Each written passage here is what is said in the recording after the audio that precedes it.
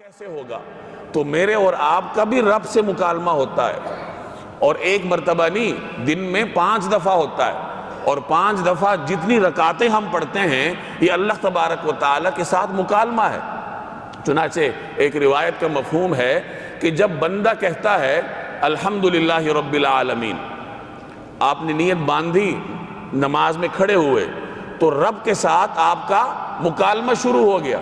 چنانچہ حدیث کا مفہوم ہے کہ جب بندہ کہتا ہے الحمدللہ رب العالمین، تو اللہ اس کو جواب دیتا ہے حمدنی عبدی، کہ میرے بندے نے میری تعریف بیان کی، میرا بندہ میری حمد کر رہا ہے۔ آپ نے ایک جملہ کہا اور جواب میں اللہ نے جواب ارشاد فرمایا۔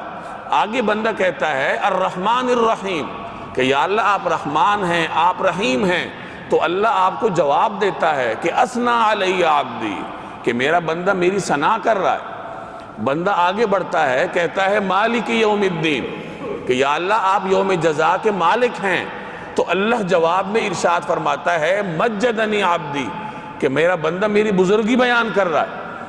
آگے بندہ کہتا ہے ایاک نعبد و ایاک نستعین، کہ ہم آپ ہی سے مدد مانگتے ہیں، آپ ہی کی عبادت کرتے ہیں، تو اللہ تعالیٰ جواب میں ارشاد فرماتے ہیں ھذا بینی و بین عبدی، کہ یہ میرے اور میرے بندے کے درمیانی بات ہے، یہ ہمارے درمیان راز ہے۔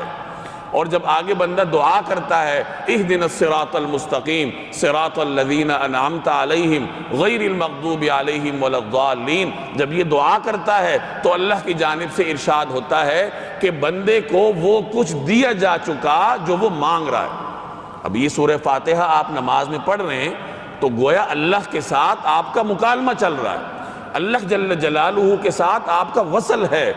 تو خلاصہ کیا نکلا کہ نماز ایک بندہ مومن کا اللہ تبارک و تعالیٰ کے ساتھ براہ راست تعلق ہے۔ اسی لیے